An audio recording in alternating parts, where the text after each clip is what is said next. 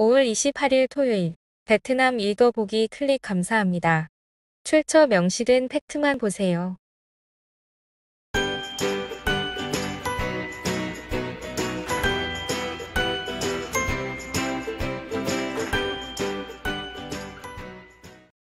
폭력적인 남자와 그릇된 사랑한 여성의 불행한 삶. 아버지의 조언을 무시하고 악명 높은 사람에게 시집가기로 결심한 하는 자업자득의 고통이라고 말했고, 뜻밖의 생명과 바꾸어 늙은 아버지에게 외로운 세 자녀를 남겼습니다. 5월 18일 하노이 인민법원 제3번 법정에서 열린 심리에는 피해자를 위해 같이 울고 있는 두 남자가 있었습니다. 한 명은 화가 나서 아내를 죽인 것을 후회했고, 다른 한 명은 딸에게 고통스러운 결혼 생활에서 빠져나오라 조언하지 못해서 괴로워했습니다. 판결문의 부타인 홍은 같은 선더이 티사에 사는 하 씨와 2018년 결혼하여 3명의 자녀가 있었습니다. 부부싸움으로 하 씨는 수차례 이혼을 요구했지만 홍은 받아들이지 않았습니다. 21년 2월 16일 10시경 아이들이 같이 놀다 오는 모습을 보고 홍은 아이들을 차별했습니다. 하 씨는 홍이 둘째만 사랑하고 큰아이는 사랑하지 않는다고 여겨 부부싸움을 했습니다. 그녀는 목소리를 높여 이혼을 요구하고 큰애와 막내는 친정으로 데려가겠다고 했습니다. 점심을 먹은 후 홍은 부엌에 들어가 칼을 가지고 8개월 된 막내를 아는 아내를 베었습니다. 하 씨는 아이를 침대에 눕히고 도망쳤습니다. 7세 큰딸과 이웃이 막았지만 홍은 여전히 아내를 쫓아가 목숨을 앗아갔습니다. 피고석 앞에서 홍은 화가 나 아내를 살해한 사실을 시인했지만 칼을 몇 번 찔렀는지 기억 못하고 그저 많이로 알고 있었습니다. 피고는 3명의 아내가 있었는데 왜 어느 한 사람도 자신과 같이 살고 있지 않습니까? 화가 날 때 피고는 엄마는 죽고 아빠는 수감돼서 외로이 어린 새 아이가 남겨지는 날을 생각해 봤습니까? 재판장은 준엄하게 물었습니다. 홍은 그저 팔짱을 끼고 고개를 숙였습니다. 검사는 홍의 행위를 무가치한 사소한 갈등에서 촉발한 강패 같고 야만적이며 극히 심각한이라고 강조하며 사형을 구형했습니다. 판결 소식을 들은 하 씨의 친부인 우무옌 밍처우 씨는 피해자를 대신해 눈물을 흘리며 사위의 형량을 줄여달라고 요청했습니다. 제 딸을 생각하면 괴로워서 살 수가 없습니다. 오늘 아이를 해친 녀석을 보니 그냥 목 잘라서 피를 흘려서 복수하고 싶습니다. 하지만 엄마가 죽은 새아이에게 자비를 베풀어 주세요. 새아이와 아버지가 다시 살 수 있게. 70세의 아버지는 목이 메어 눈물을 닦기 위해 소매를 당겼습니다. 아버지의 간청만으로는 사위가 법적 용서를 받을 수 없었습니다. 홍은 침착하게 사형 선고를 받고 장인에게 몸을 돌린 후 차에 올라 교도소로 돌아가기 전 손을 꼭 잡고 사과했습니다. 법원을 나온 하 씨의 아버지는 부모 모두를 잃은 새 아이를 돌보며 기자에게 그녀의 기구한 인생에 대해 이야기했습니다. 2015년 하 씨의 첫 번째 결혼 생활이 파탄나고 1982년생 처우 씨의 큰아들과 아내 모두 병에 걸려 혼자 식사가 불가능했고 이동하거나 말하는 능력을 잃었습니다.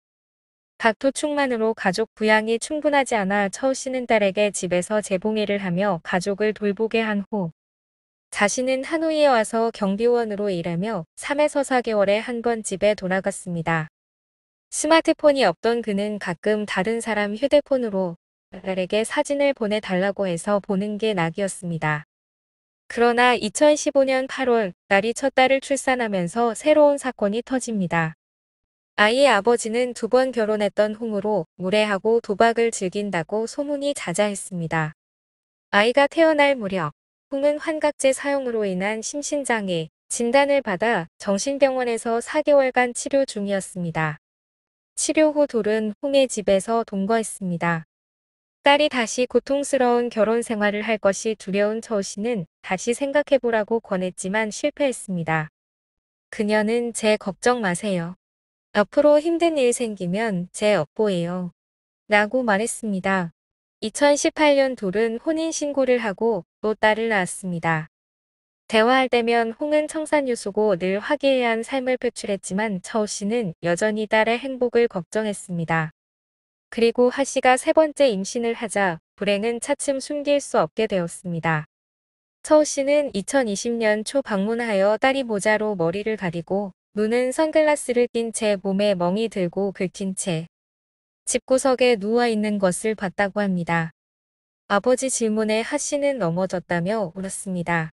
그러나 그는 임신 말에 자식의 상처가 계속 늘어나는 것을 인지했습니다. 이후 그는 딸에게 이유를 묻지 않고 더 큰 상처를 받지 않도록 이혼을 권했습니다. 하는 여전히 내가 훈과 결혼하지 말라고 충고했을 때같이 반응했지요. 라고 말했습니다. 2021년 2월 16일 오후 처우 씨는 친척으로부터 빨리 돌아와요. 집에 일이 생겼어라는 전화를 받았지만 무슨 일인지는 말하지 않았습니다.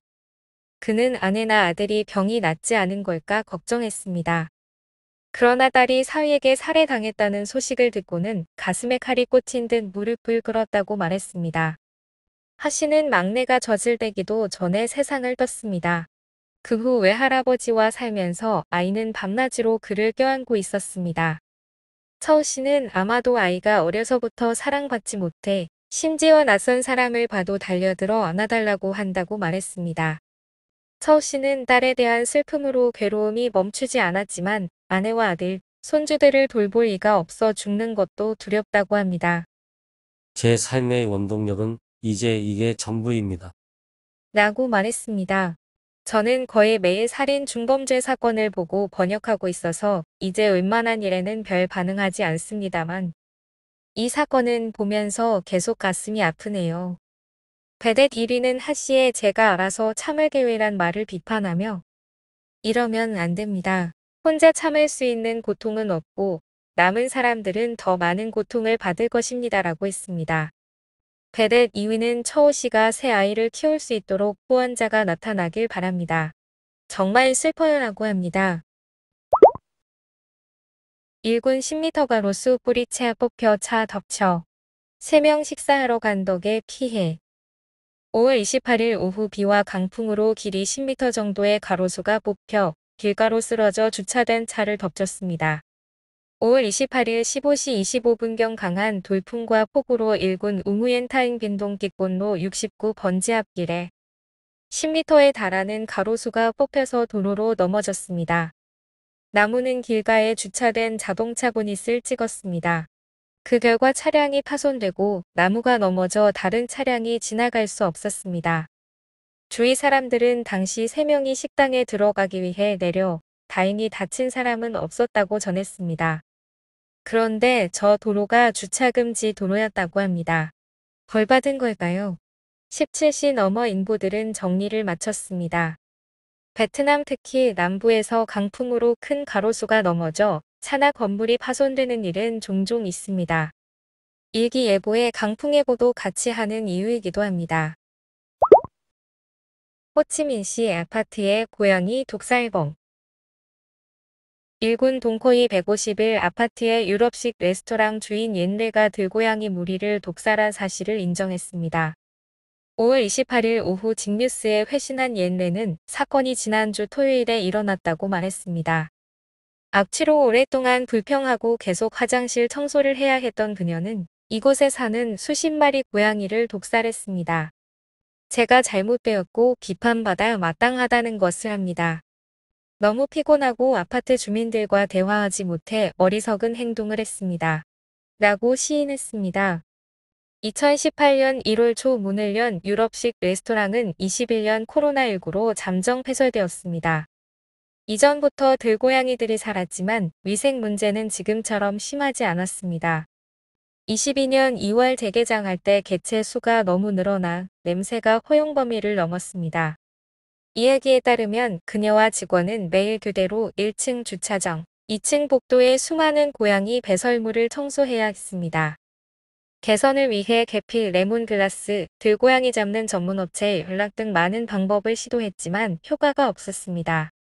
또 아파트에서 고양이에게 음식을 주는 사람들을 보고 항의하며 같이 해결할 것을 제안했습니다. 고양이는 자주 계단 아래서 먹고 살았으며 이곳이 습하고 창문이 없어 더운 날 냄새가 매우 불쾌합니다. 고양이 배설물로 많은 손님이 떠나고 가게가 가끔 별 한 개를 받았습니다. 임대료와 운영비가 비싸 수익이 안 나면 먹고 살 수 없을 겁니다. 라고 말했습니다.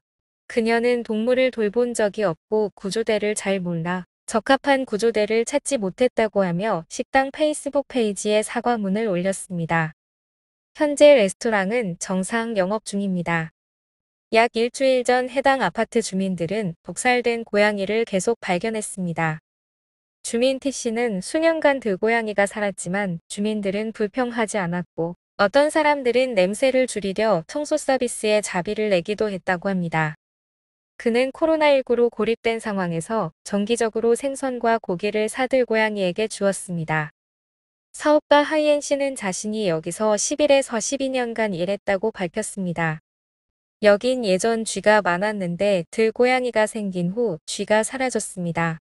대부분은 고양이를 전혀 싫어하지 않았습니다. 이렇게 고양이들이 연속적으로 독살된 것을 목격하여 매우 슬프고 화가 납니다라고 말했습니다. 식당 주인은 청소가 귀찮아 들고양이가 사는 것을 원하지 않았다고 했습니다. 하지만 실제로는 다른 집에서 자비로 정기적으로 계단 청소인을 고용했습니다. 라고 덧붙였습니다. 현재 죽은 고양이 수는 20마리가 넘습니다. SNS에는 보이콧 해시태그와 함께 식당에 별점 1개를 남기며 네티즌들이 보이콧을 촉구 중입니다. 고양이 사는 곳 청소에 대해서 식당 주인과 주민들의 말이 조금 안 맞는 부분이 있는데 동물을 귀찮다고 대량 독살하는 사람 말에는 신뢰가 안 가긴 하네요. 참고로 저올리브 스테이크하우스의 사과문은 댓글이 제한되었으나 현재 레지엉이란 사람이 전 당신 같은 점주들 때문에 피곤해요. 제가 당신 독살해도 되겠습니까? 라는 명언을 남겼습니다. 시게임 후 응우엔 썬폭 국가주석에게 기념 초상화를 선물 받은 박항서 감독 모습이다. 오늘의 뉴스는 여기까지입니다. 건강하시고 구독, 좋아요도 부탁드려요.